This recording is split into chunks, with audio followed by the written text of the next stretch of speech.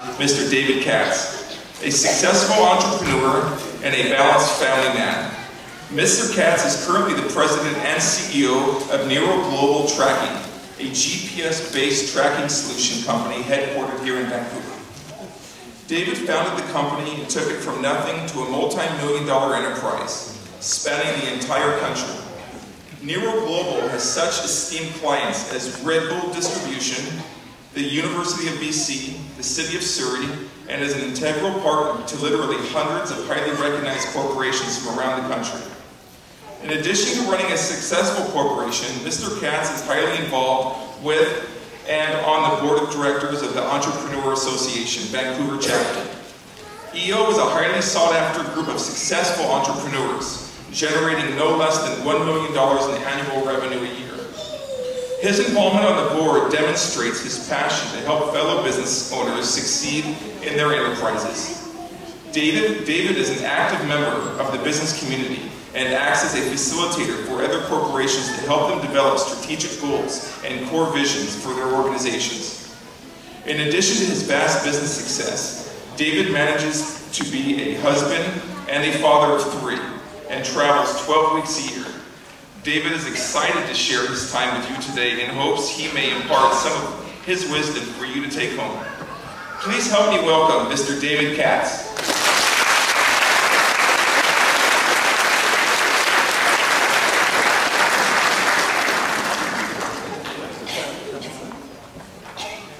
If I press this button, it should work. You're there. You're the important crowd. How about now? Well, I'm sure if I speak up, you should be able to hear me. Like how with or without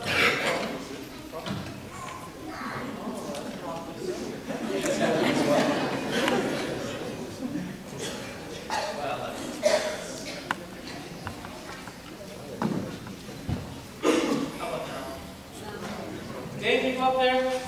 That's fantastic. Okay, that's better. That's awesome. Well, thank you for the introduction. Thank you. Thank you for letting me be here. I'm honored to be here in front of all of you. I'm not a motivational speaker by any means. I'm just a business guy. I don't have a prepared speech by any means. And I'm here just to chat about my own life and what I've overcome and what I've done. I'm not going to be talking about what I've read out of a book or give you some quote that I've read. I've got slides. And I'm going to start by a story. I'm going to tell you about how I got to where I am today and about how things matter in life and how something can be so important you don't recognize. The business I have today is a technology. We provide GPS tracking. It's a technology that goes inside a vehicle and it collects its information and sends it back out of a wireless network, and it lets a fleet owner or manager know where all of those vehicles are on a map.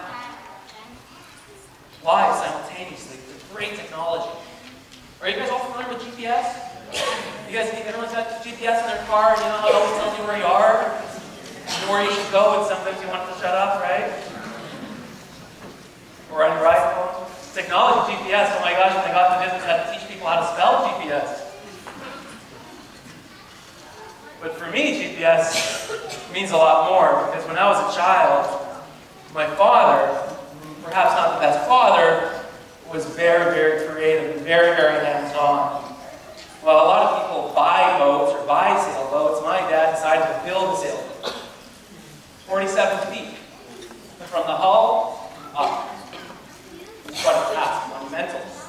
If you can imagine everything that goes into a sailboat, from the hull, the rudder, the motor, the rigging, to the electronics, to everything. My father was a very, very early adopter, and at that time it invested in this great technology, GPS, that came in a box about this big, and sat up, bolted up against the wall, and took up half the galley. And this, I should remind you, was back in 1984. This is before, and you guys know how you're driving around, it always knows where you are now, right? Doesn't matter where you go, it always knows what's going on. Well, back then, you'd have to wait 3-4 hours sometimes just to get one locate. It would give you a latitude and longitude, and I learned back then, and at that time, I was learning from my father, and I had journey, and I met him in Mexico, in Cabo San Lucas, back when the roads were just all sand, and there were donkeys everywhere, not a lot of cars, and no resorts. It was very early on. I met him there, and we sailed through the Sea of Cortez, and a really beautiful experience in my childhood. And I learned a lot about navigation at that time, hands-on, through my father screaming at me and berating me and belittling me, and of course you learn sometimes from that experience. And I spent that month, and time passed as I had to come back up to school. I was finishing grade 10. And then summer holidays came around, and I met him in San Francisco when he was on his way back up. We spent some time in San Francisco and embarked on our journey northward to Victoria, which is my hometown. We were a few days out, 3 days heading north of Fort Bragg, California, approaching the Mendocino coast, a treacherous part of North America known as the Cape Horn of North America. The jet stream passes above that area and is known for its rugged seas and horrible conditions. Now, if you take that, you take rugged seas, horrible conditions, and throw in a storm, it becomes catastrophic. Offshore sailing, we're 25 miles offshore, 40 kilometers. We're beyond the horizon from land. In a 60-knot wind and a 20-foot breaking wave. I'm hypothermic. I've thrown up more than I can. I had bile coming out. The worst experience of my life, really, as a 15-year-old child.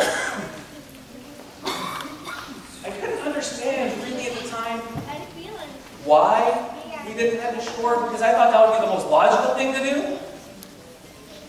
But I guess he knew the boat, and he kept going. We're tired, we're cold.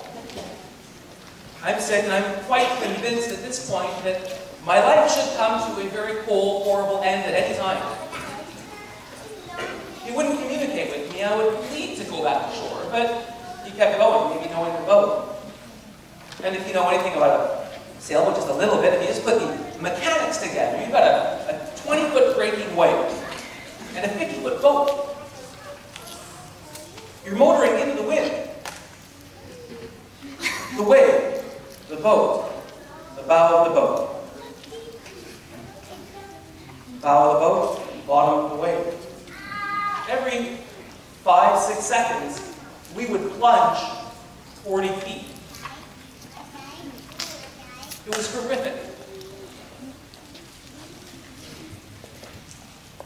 As dawn approached on our third day, a dinghy at the back of the boat held up and up. The rope on one side through all of the storm and pounding breaks.